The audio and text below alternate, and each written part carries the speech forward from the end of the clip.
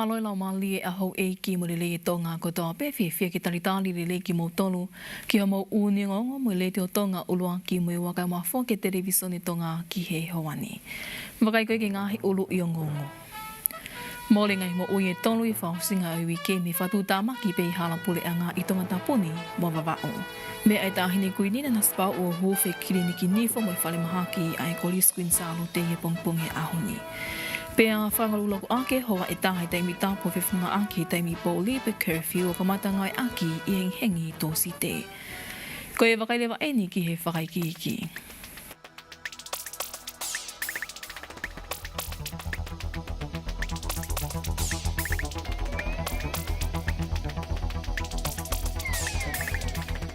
Ko le ko te potunga e polisia tonga ngai mo ui e tolu ke mole tupu me whatu tamaki hala pule ngai whaosinga e wike o a omai ki hengi sāpate.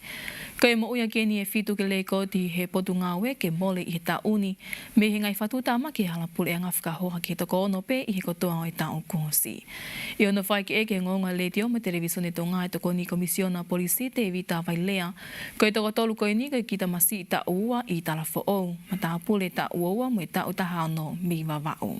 Ko e whatu tāmaki uluaki ne hokoia i tala fo'o he whiawhi whalaite, ai ne whanonga te me alele loli whakauri ai matapule ta ua fitu o fōwha tonga he halatahi i loto kolokoia o tala fo'o, o ne tu iai tamasi i ta ua, na e tūpe i he kauhala o hokoia lawi a lahi ki hono sino o tupungai e ne mālolo. Nei pehe vai lea, na lele aki e tamasi i ta ua koe ni ki he wharimhaki vai o la o ne toki mālolo i hengi toko naki. O ku te eki whapau i tupuanga e whatu tāmakini pe koe ta e tokanga e whauli pe koe palopale mai ta ofi o loli. Ka ku kei o kohoko atu pe ai whatatono ki he kawingani. O ku kei tau hia matapule ta ua fitu koe ni i he marumalu e kau polisi ke ne ha i whamau anga polisi a muyangi. Ai o whailoia ki e hia koe whauli ta e tokanga o hoko ai mate. Koe whatu tāmaki hoko lewa ne hokoia i he henghengi sāpate ne iafu wawau. I he whitaolaki anga o e halatu i mui hala wiringa toni ngū, i he mga whāko ia he loto koloko ia o ne iafu i kāmili ne iafu wawao.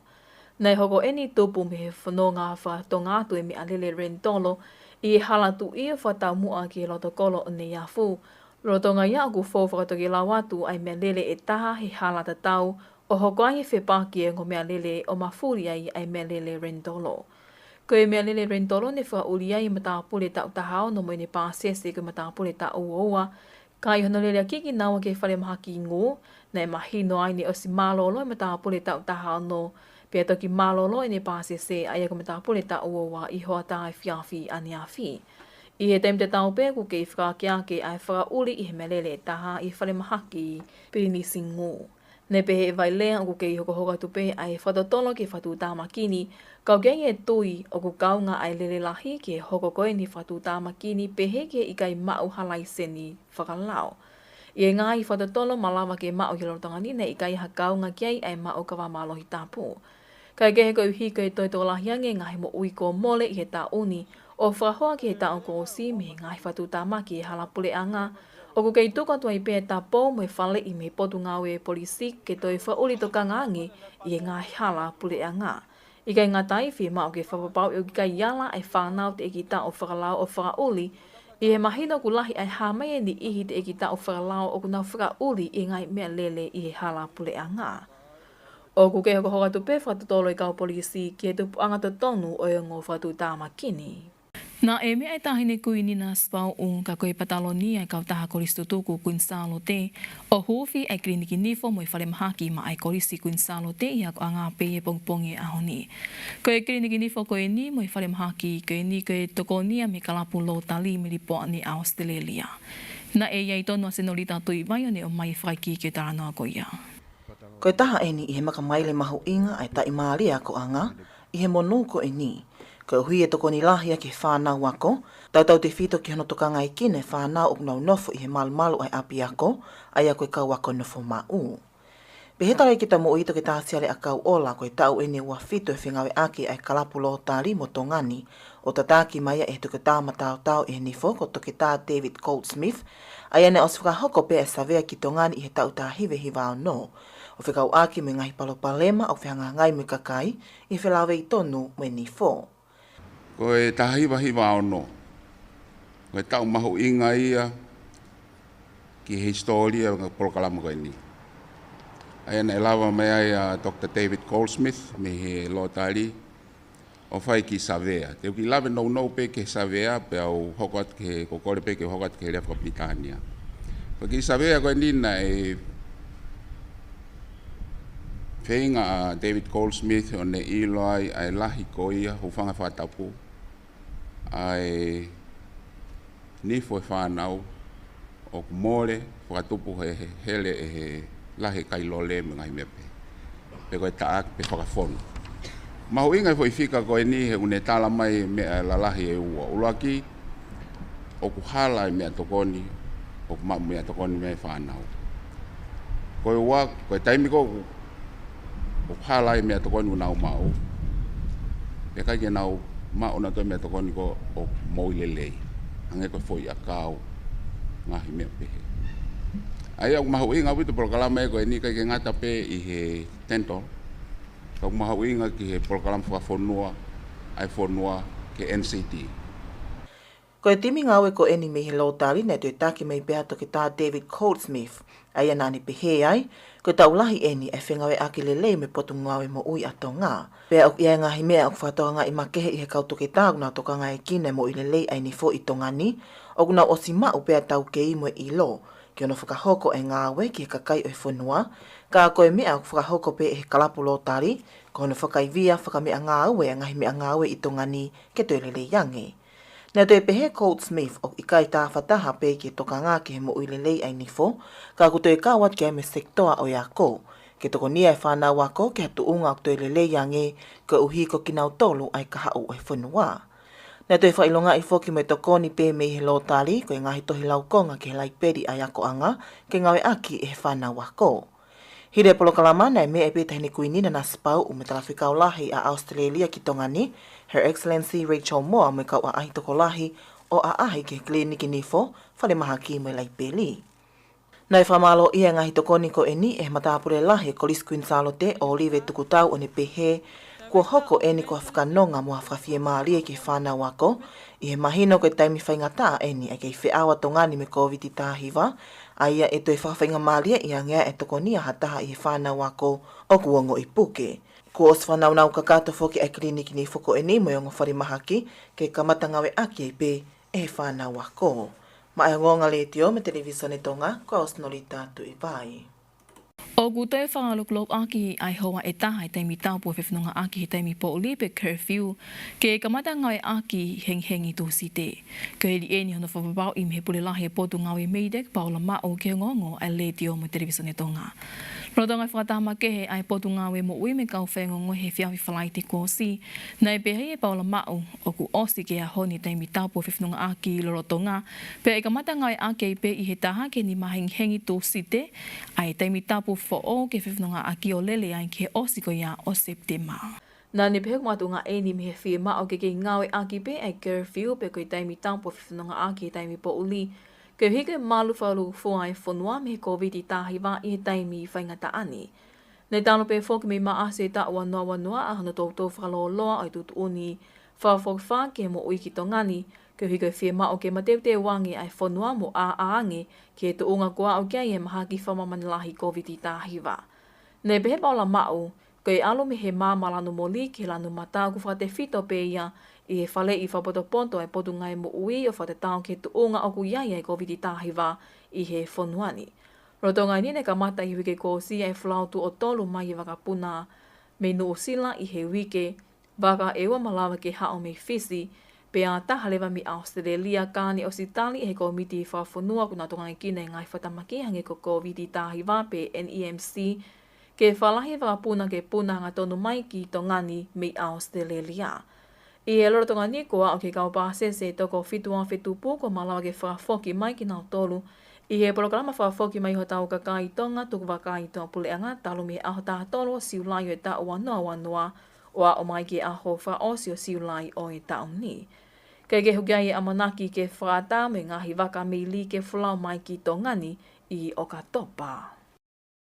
O O gua mana ke ahi mai ki tonga ni ofisi pe ko konsela me office fa konsela ko ya Amerika su ofisi a hawa noa ke wa fitu e mahina ka hau. Ko ahi mai eni ke fika hoko e ngau e fa konsela inu ka lofani o fa te fita pe eni ki tangata i fonua Amerika tata pe o fie mau ke fa fo e na ngahi passporti mo e na ngahi tohita o Amerika kau i kai ke kau he ni kole visa folau pe ko kole ngofua folau. O gua mai no pe fo ki ne osfa ha he to ko ni Palestine Amerika Harris lo tonga fata anga i kautake ngai fono e Pasifiki ki mua, ai ngawe kuna rotonga whakahoko ki na whrawa ha office wha pastor Amerika inu ka alofani. Ka gute egi ki whawa i mo mahino e teimi whotu wai e ofisini, o mātuunga pe eni mei he ngai fie mao ha teimi fe unga, ke waka i whalele iei e honau pule a ngai tuunga honau office e whotu u i tonga ni, ke whawa i koe wheitu u koe ni, o glele ke whai ai halanga. Kaya ke koe ahi mai koe ni konsela Amerika mi honau ofisi i suwa fisi whahok whatongia pe he ofisi koe kau ngawe ofau Amerika i tongani. Na e lawa lele hana whakahoko e ofisi o tala whikaulahi a Australia i he whiawhi whalaite, ai o wau mau me te koni ho atanga i whiawhi ke whailonga i aki, ai aho o tui wala lanu waleti. Alice Tupo mui whakaikiki. Nei ka mata whoki e ta ua noa hongo fulu a no whailonga i koe aho o e tui walalan waleti i e tau mua kono whamahu inga e whanau tau tupu o ko whamamahi ki nau tolu pe ke ni koe kui kai ke tāni ho nau whahinga i he society.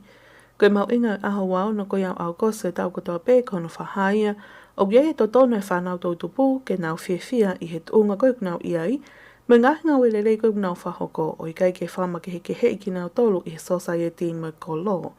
No tonga polokalama e whamatalai e pule polokalama koe office e tarawhikaulahi a Australia e tuina tangtau ki e ka venga koe o tauni a iak pehe o kou kei mahu inga he koe whahinga pe au o e tangata.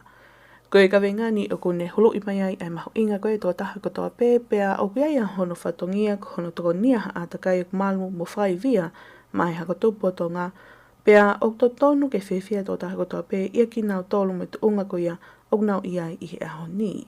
Na e malawa i a whalaiteo whahoko e ahi holo ai timi koe me ofisi kuna tokanga kina ke a tā ngahi whamiri me he whamamahi pe koe FFOV ke ngahi kupu whekau a ki pe he ke ngahi ngawe anga kuna whahoko i ngahi ngawe laini mu a. I e konga hono ua koe proklama koe nine whate whito e tokanga koe ai ofisi kuna tokanga kina ke a tā ngahi whamiri me he whamamahi ki he waiwahe tā au ai ngahi whainga maali e ki he ngahi kulupu kotoa pe o tatau pe e kau tōle kereka, koe kau whainga tā ia whai sino, pe ke kau whawhawhine moi tau tupu. Ma a ngonga le teo moi televisioni tonga, ko Alice Tupo.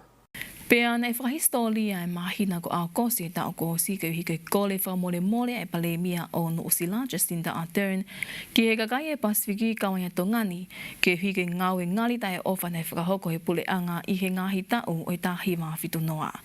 Ko e ngau wenuk i loa i lea whapilitania ko e Dawn Reitz pe ko e hono hua ko ia e ngahi api e kakai e Pasifiki hengi mafoa ai ata ai ni nau nofo tai whalau i he whanua. Vai whanua tū pola mui whaikiki.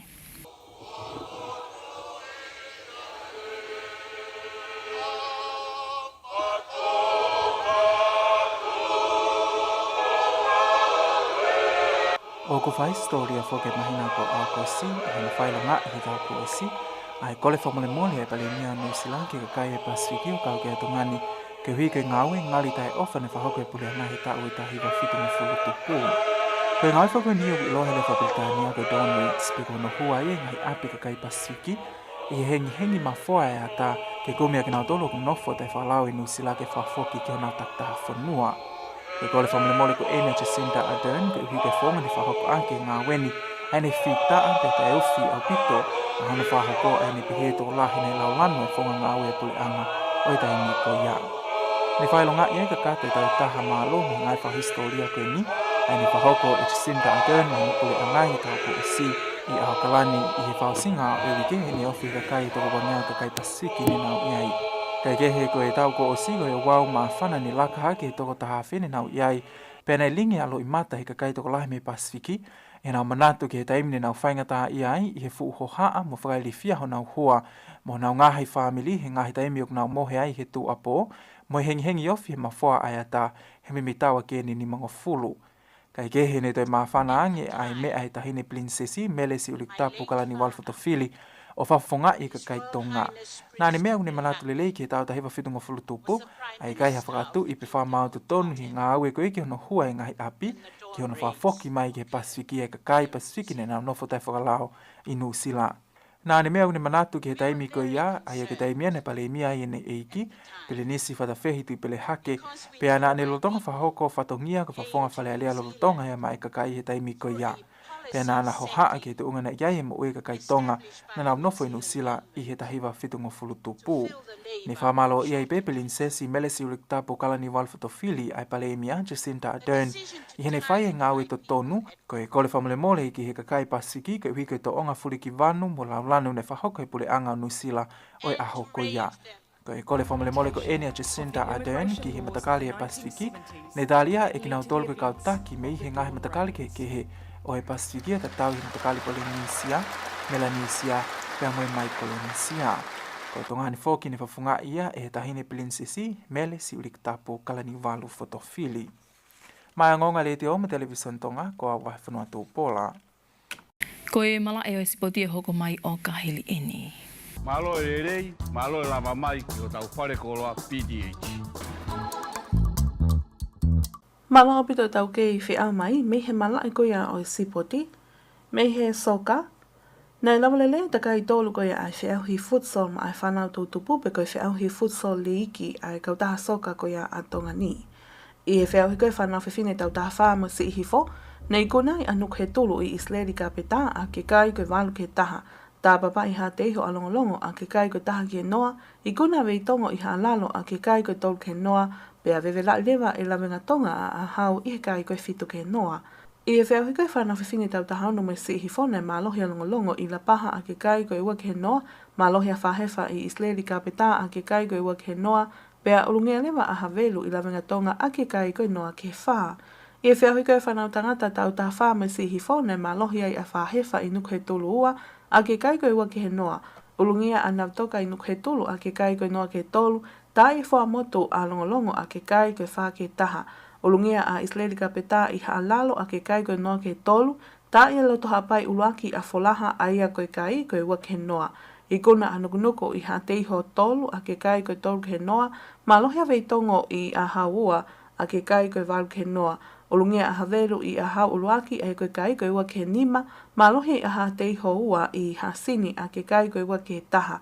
Ma lohia ha teiho uluaki I vaini ua a ke kai koe ono ke noa, noa I e vai ni a loto hapai ua a ke kai koe nima ke noa.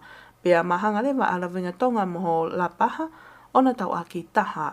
I e whiahui koe whanau tangata tau taha ono mo si ihi whona ma lohi alongo teme I hapai a ke kai koe ono ki he ua.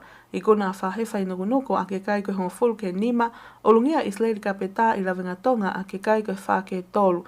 Foia a hau I vei tongo a ke kai koe taha ke wha, ma lohia folaha I wha motu a ke kai koe wha ke taha. Olungia a hauma I loto hapai a ke kai koe taha ke ono, mahanga havelu mo nau toka a ina na tau aki taha pe toi mahanga pea longolongo mo toloa o tau aki taha mo ki naua.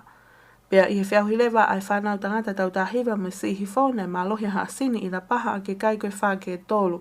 Tā papai longolongo a Isleri ka peta a ke kai koe hiwa ke ua, wewelai e nuk he tolu a fasme afi a ina wha ke noa ai kai, pea mahanga lewa a wha hefa mo wha motu a ina na tak tolu I he kai.